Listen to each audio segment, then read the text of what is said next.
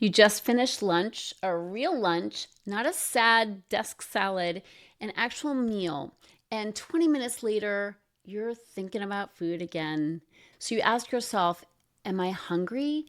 And here's the thing, you genuinely don't know the answer. You can't tell. Is it real hunger? Is it boredom? Is it that email you don't want to deal with? Is it just noise? Most people that struggle with food and weight assume that if they're thinking about food, they must be hungry. But what if that's not true? What if the signal you've been trusting your whole life has its wires crossed? And learning to tell the difference is one of the most important things you'll ever do. That's what we're getting into today.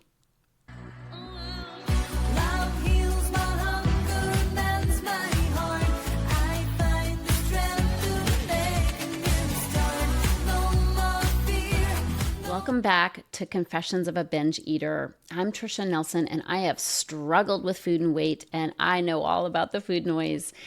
This episode is part of our Food Noise Fix series. Last episode, we named food noise, that constant mental chatter about food that follows you throughout the day and into the night, and sometimes in the middle of the night. Today, we're going deeper. We're learning about the difference between real physical hunger and food noise. And I promise the distinction will change the way you relate to food and especially to your body and those signals. So there are two types of hunger. There's the physical hunger, and that's your body asking for fuel. It happens several times a day.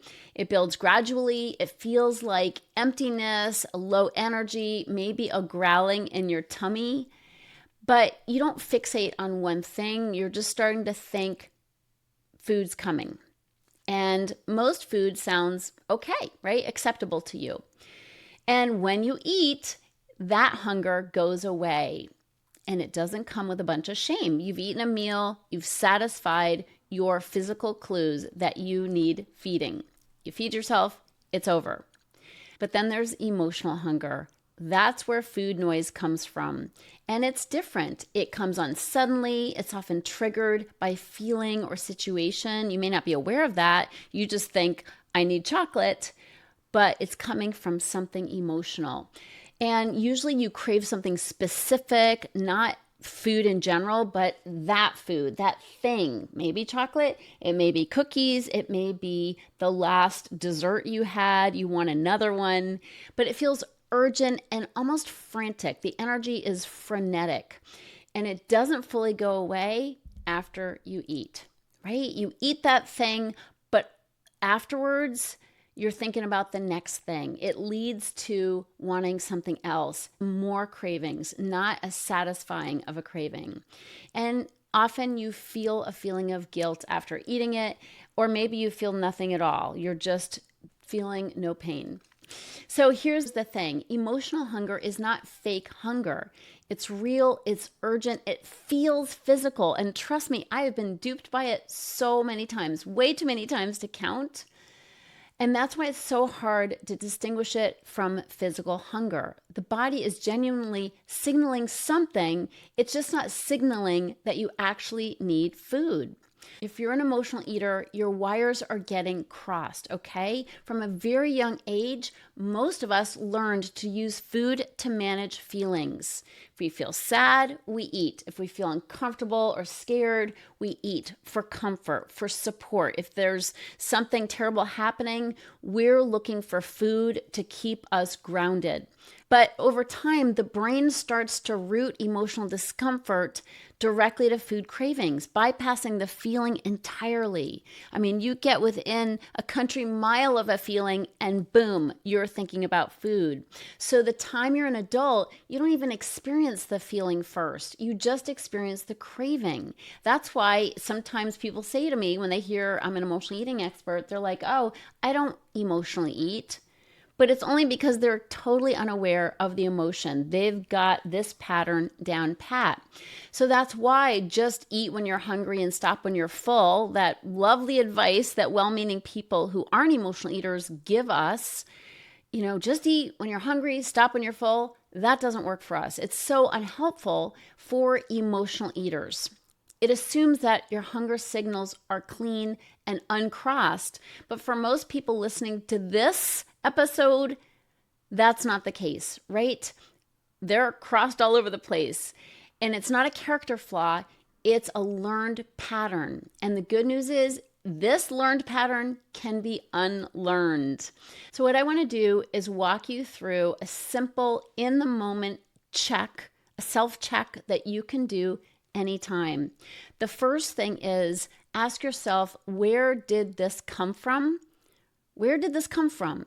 Did the craving build slowly over the last few hours as you got closer to lunchtime, or did it appear suddenly? Maybe right after a stressful moment, a difficult conversation, or a feeling you'd rather not sit with. And again, if you have no idea about that stuff, did it come on strong, and did it just pop into your head one moment and you're ready to go to the kitchen?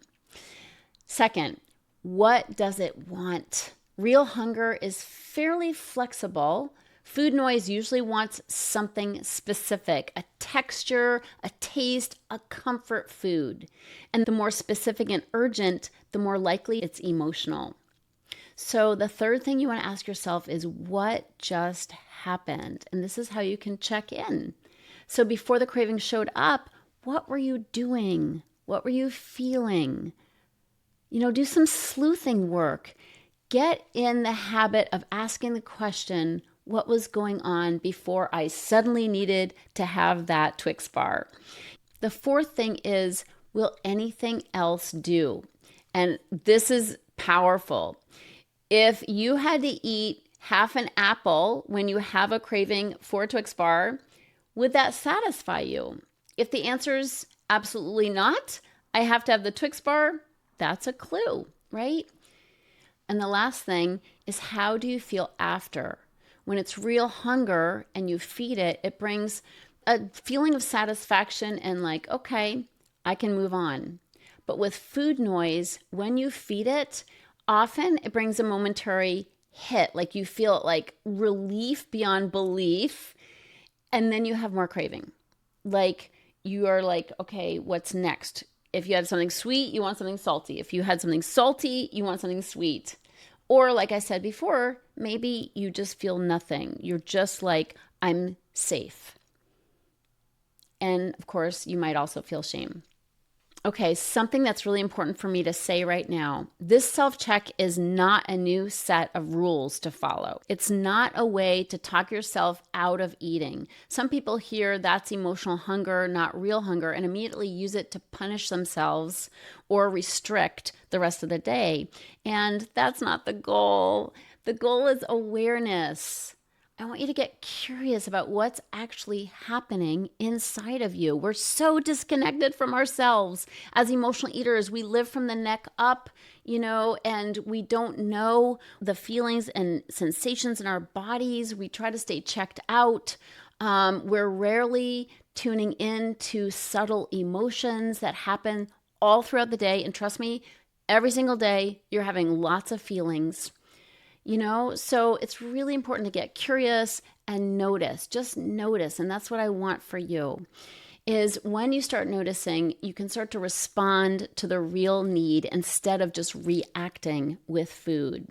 And if you are emotionally hungry, you still need something. It's just not food. And we'll get into that in an upcoming episode. So again, in the next few days, when a craving hits, just pause for 30 seconds and run through those 5 questions. Don't try to change anything yet. Just get information. You're becoming a detective in your own inner life. And that skill is going to serve you for the rest of my Food Noise Fix series.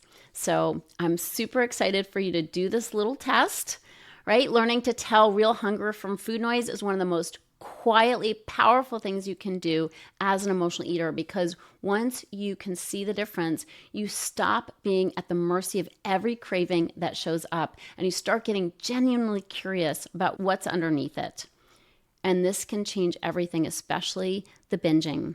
So next episode, we're tackling one of the biggest myths in the emotional eating world, the idea that if you just had more willpower, you could fix this. Spoiler, willpower is not the problem, and it's not the solution. I'll see you in the next episode. If you're ready to get off the dieting roller coaster ride and finally make peace with food and with your body, talk to a Heal Your Hunger mentor about what steps you need to take based on your own history with food and weight. Go to healyourhunger.com and register for an emotional eating breakthrough session and see how fast you can experience real change. It's a complimentary evaluation, but there are limited spots available. So go to healyourhunger.com and register to speak with a mentor today.